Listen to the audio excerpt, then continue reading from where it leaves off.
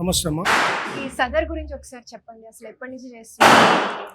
ముందుగా జిన్యా టీవీ వారికి దీపావళి సదర్ సమ్మేళన శుభాకాంక్షలు తెలియజేసుకుంటున్నాను. ఈ సదర్ అనేది 5000 సంవత్సరాల కిందట సింధు నాగరికత కాలం నుంచి సదర్ సమ్మేళనం జరుగుతూ వస్తుంది.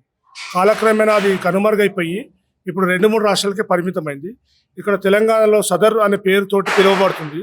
తెలంగాణలో సదర్ అనే పేరుతో ఎందుకు పిలువబడుతుంటే మన నిజాం స్టేట్లో ఉన్నింటిమి.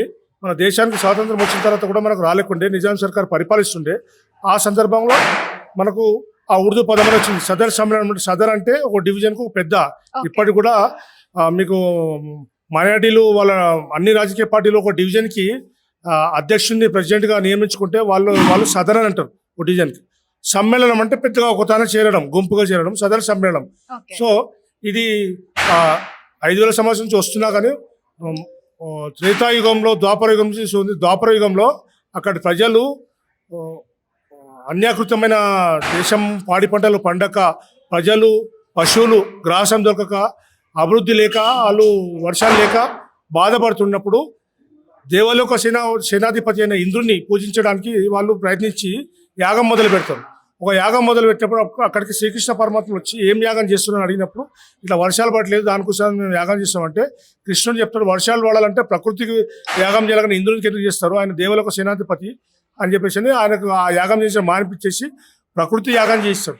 ఈ ప్రకృతి యాగం జరిపించిన తర్వాత వర్షాలు పడడం మొదలైతే అన్ని బాగానే ఉంటాయి. ఇక ఇంద్రుడు కోపానికి గురై ప్రకృతి విపత్తు సృష్టించి గాలి దుమారం అంతా రేపి పాడి పరిశ్రమను మనుషులంతా అల్లకల్లను సృష్టించిన తరుణంలో శ్రీకృష్ణ పరమాత్ముడు వచ్చి గోవర్ధనగిరి పర్వతాన్ని ఎత్తి రక్షిస్తాడు. ఆ సందర్భంగానే పండుగ జరుపుకుంటారు. దాన్నే దీపావళి పండుగ అంటారు. ఇక ఈ దీపావళి పండుగ సబ్బండ కులాలు సబ్బండ వర్గాల వారు జరుపుకుంటారు. కాబట్టి ఎవరెవరు దేని మీద ఆధారపడి జీవిస్తారో వాళ్ళ పరిశ్రమలో వాళ్ళు పూజలు చేసుకుంటారు. దీపావళికి ఒక బట్టల షాప్ వాడు, కిరాణా షాప్ వాడు, రకరకాల అందులో యాదవులు పాడి పరిశ్రమ మీద ఆధారపడి జీవిస్తారు. కాబట్టి ఈ పశువులను పూజించుకుంటాం. ఇలా త్రేతాయుగంలోకి వస్తారు కదా. ఇంద్రుని యొక్క చెల్లెలు యమునాదేవి, ఆమె ఎప్పటి నుంచో వివాహానంతరం నేను ఇంటికి భోజనానికి పిలుస్తున్న తరుణంలో యముడు ఎప్పుడు మంది ప్రాణాలు తీసుకుపోవడంలో బిజీ ఉంటాడు, ఆయనకు తీరిక దొరకదు. ఇప్పుడు ఈ దీపావళి మరుసటి రోజున హేమద్వితీయ అనే తిథి వస్తుంది. ఆ తిథి రేపు ఉన్నదమ్మ. అయితే భగిని అస్తభోజనం అంటారు. భగిని అస్తభోజనం. భగిని అనే పదము సంస్కృతంలో, భగిని అంటే అక్క లేకుండా చెల్లెలు. సో వాళ్ళ ఇంటికి భోజనానికి పోవాలన్నమాట. యమధర్మరాజు వెళ్ళినప్పుడు తన వాహనం ఏందమ్మా, దున్నపోతు.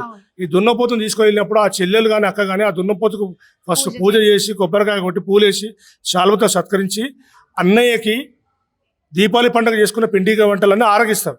ఈ ఆరగించిన తర్వాత ఆ యమధర్మరాజు, చెల్లెలు నువ్వు నీ ఇంటికి రమ్మని ఎప్పటి నుంచో పిలుస్తున్నావు, నాకు తీరిక దొరకలేదు, ఈ రోజు తీరిక దొరికి నేను వచ్చినాను, నాకు సపరివార మర్యాదలు చేస్తున్నావు, నీకు ఏం వరం వాళ్ళ కోరుకో అని అడుగుతాడు.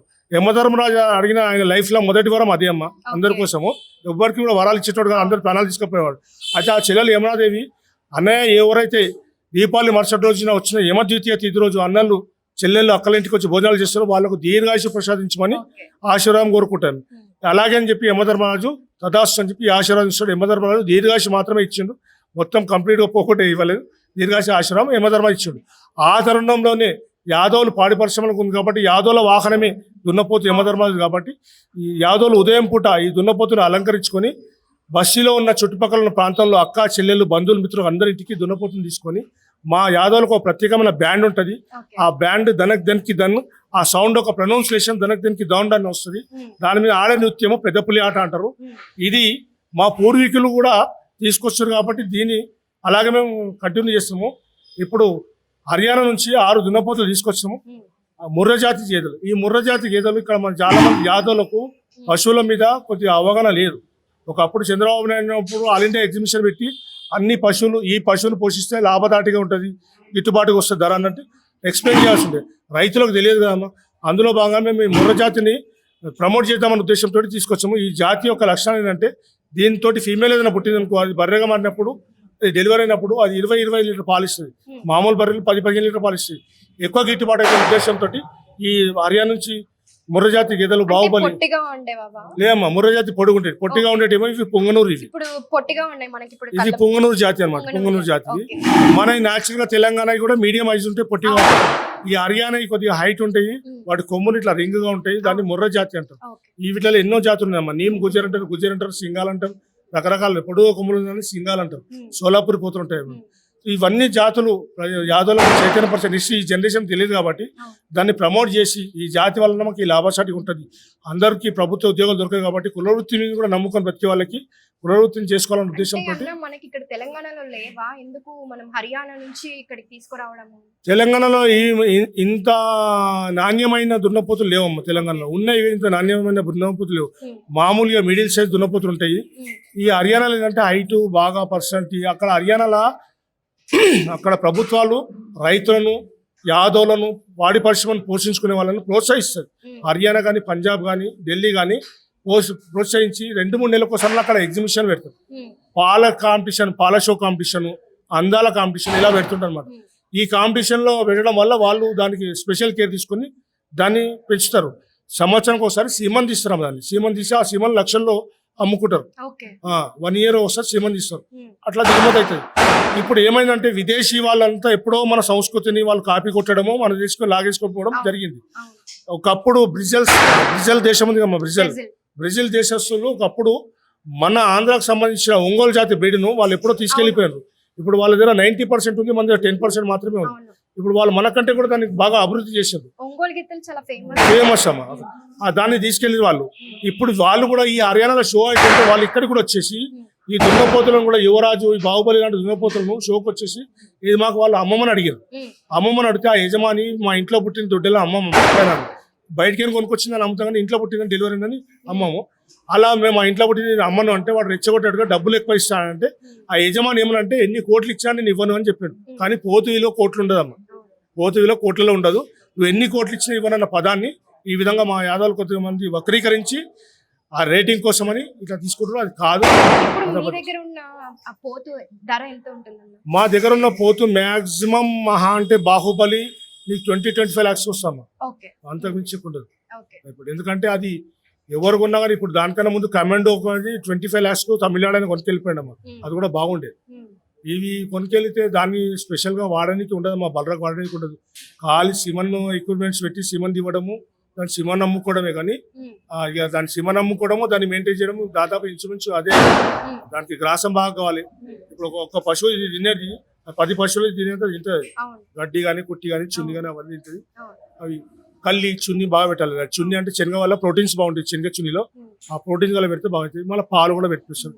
అంటే పాలు ఇప్పుడు ఆ సిమన్ అమ్మితే మనకి ఎంత కాస్ట్ పోతుంది అంటారు? సిమన్ అమ్మ ఒక సిమన్ ఒక 10 1 ml year కి ఒకసారి అమ్ముతారు అంటున్నారు. 1 year ఒకసారి సిమన్ బుల్ నుంచి చేస్తారు. కలెక్ట్ చేస్తారు. ఓకే. చేసి సమ్ మిల్లీ అది 2 లీటర్ అంత వస్తాము 1 లీటర్లు వస్తుంది. వస్తుంది. ఓకే. అంత లాగేస్తారు వాళ్ళు. ఓకే. లాగేసిన తర్వాత దాన్ని ఒక వర్రీ ఒక 10 ml ఓకే. అలా ఇస్తారన్నమాట. దాన్ని కోల్డ్ స్టోరేజ్లో పెట్టాలి. దాని ప్రాసెస్ ఉంటుంది. ఓకే. ఆ ప్రాసెస్లో పెట్టి ఒక బర్రెకు 10 ml అట్లా ఇస్తారు. అట్లా ఇస్తే కనీసం మేబీ ఒక 5-10 లక్షల రూపాయలు సంపాదిస్తారు. ఆ ఒక్క సిమన్ ఒక్కసారి ఇస్తే 1 year. 1 year కి. కానీ మీరు చెప్పినట్టు దాన్ని పోషించడానికి అంతకంటే ఎక్కువ అవుతుంది కదా, 1 అయితే year ఖర్చు కి. అయితే ఉమ్, ఏంటంటే ఈ దున్నపోతు అనేది ఒకటి పశువులది ఒకటి మాకు యాదవ్ జాతికి ఎందుకో షోక్ అమ్మాయి. ఉమ్, ఒకరికి బైక్ కొనాలని షోక్, ఒక కార్ అవును. కొనాలని షోక్, మాకు పశువుల షోక్. అవును. ఇప్పుడు నేను ఇంత పెద్ద ఇల్లు కట్టుకున్నా కానీ నాకు ఈ పశువు ఏ కూడా ఒక లీటర్ పాలు వాటిని చూస్తుంటేనే ఆనందం మీకు. పాలు ఇవ్వవు. కానీ నాకు ఇంట్లో గోవు ఉండాలి. అవును. గోవు లేని వాడు గొల్లవాడే కాదన్న సామెత మనం. కాబట్టి నేను కంపల్సరీ గోలు పెట్టిన. ఉమ్. ఈ సుందరి మా ఇంట్లో బెడ్రూమ్ లో కూడా వస్తుంది చిడిలెక్కి. సుందరి అని చెప్పేసి. ఓకే. ఇప్పుడు మనకి హైదరాబాద్ లో చాలా చోట్ల జరుగుతుంది సదర్ అనేది. అయ్యప్ప సొసైటీ కావచ్చు, మనకి ఏ ఏరియాలో జరిగినా కూడా లడ్డు యాదవ్ గారిది సదర్ అంటే చాలా ఫేమస్. ఎందుకని అంటారు? లడ్డు యాదవ్ గారు సదర్ అంటే లడ్డు యాదవ్ వాళ్ళ ఫ్యామిలీ చాలా పెద్దదమ్మా. ఉమ్, లడ్డు యాదవ్ ఇప్పుడు మీరు రాగానే మా ఇంటి మీద చూడొచ్చు, చిట్టబైన ఫ్యామిలీ.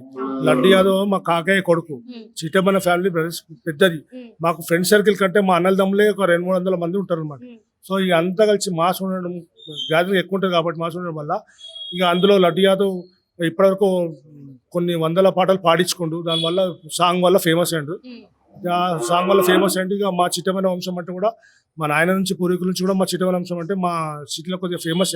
ఉమ్, మీరు గూగుల్లో కూడా కొడితే మా నాన్నగారి పేరు వస్తుంది. మా నాన్నగారు వీరప్ప యాదవ్, కీర్తి శేషులు యాదవ్ రత్న 100 years బ్రతికిండు. ఉమ్, ఆయన మీద రజాకలు 2 సార్లు హత్యా ప్రయత్నం కూడా చేసారు. ఓకే. 42 days కొండలక్ష్మి బాపూజీ గారు ఎంబడి జైల్లో కూడా ఉండే. తొలి దశ ఉద్యమంలో ఆయన ప్రాణాలు ఉండే. రజాకలు కూడా 2 సార్లు బాంబులతో దాడి చేశారు. ఉమ్, ఆయన RSS వ్యవస్థాపకులు. అప్పటి నుంచి కూడా మా నాన్నగారి నుంచి కూడా వంశపారంపరంగా మా వంశానికి పేరుంది. మా నాన్న కూడా యాదవ్ సంఘానికి ఆంధ్రప్రదేశ్కు ప్రెసిడెంట్గా ఉండే. ఇప్పుడు నేను గ్రేటర్ హైదరాబాద్ యాదవ్ సంఘానికి చైర్మన్గా వ్యవహరిస్తున్నా, ఆల్ ఇండియా సెక్రటరీగా వ్యవహరిస్తున్నా. ఇవాళ వచ్చే పోతులు ఏవేవి ఉన్నాయన్నా? ఈ రోజు ఇప్పుడు మన దగ్గరికి బాహుబలి వచ్చింది, చెత్తకు మన చాంద్, ఓకే భీమ్, ఓకే ఈ 4 పోతులు వచ్చినాయమ్మా. 4 పోతుల పాటు మా ఇంట్లో ఒకటి బాబు అని పోతుంది. ఓకే అది మా స్థానికంగా ఉండే మా బంధువులు ఏదైనా బ్రీడ్ మంచిగా ఉంటే, లుక్ బాగుంటే అవి తీసుకొచ్చుకొని షోగా తీసుకెళ్తాము. 10-15 పోతుల వరకు అయితే ఈ రోజు 10-15 వరకు. అయితే లాస్ట్ టైం మనకి చూసుకుంటే కొంచెం ఇబ్బంది అయింది కదా, ఈసారి అట్లా ఇబ్బంది కాకుండా ఏమన్నా చర్యలు ఏం తీసుకుంటారా? ఇబ్బంది కాలేదు. అంటే అదుపు చేయడం కొంచెం కష్టమైంది కదా. లే అన్నీ మా ఒకసారి దగ్గర వచ్చినాయి. అదుపు చేయడం కాదమ్మా, పబ్లిక్ ను అంటే వేరే దగ్గర కూడాను అదుపు చేయడం మేనేజర్ అంటే కష్టమైంది. ఇప్పుడు కొంతమంది ఆ, కొద్దిగా కంట్రోల్ చేయాలంటే వాళ్ళకు కూడా తప్పు ఉంటుంది అమ్మా. ఇప్పుడు ముర్రజాతి గేదెలు ఉంటాయి కదా, అవును. ఇక అంత అగ్రెసివ్ గా ఏముండే అమ్మా. ఓకే 99% పేషెన్స్ పెడుతుంది. ఒకసారి ఇవి అగ్రెసివ్ అయితే వీళ్ళని కంట్రోల్ చేయడం ఉమ్. వాళ్ళ యజమాని తరం మీద ఎవరి తరం కాదు. ఓకే. దానికి మళ్ళీ మత్తి ఇవ్వాల్సిన దానికి ఓకే. అంత అగ్రెసివ్ ఉంటాయి.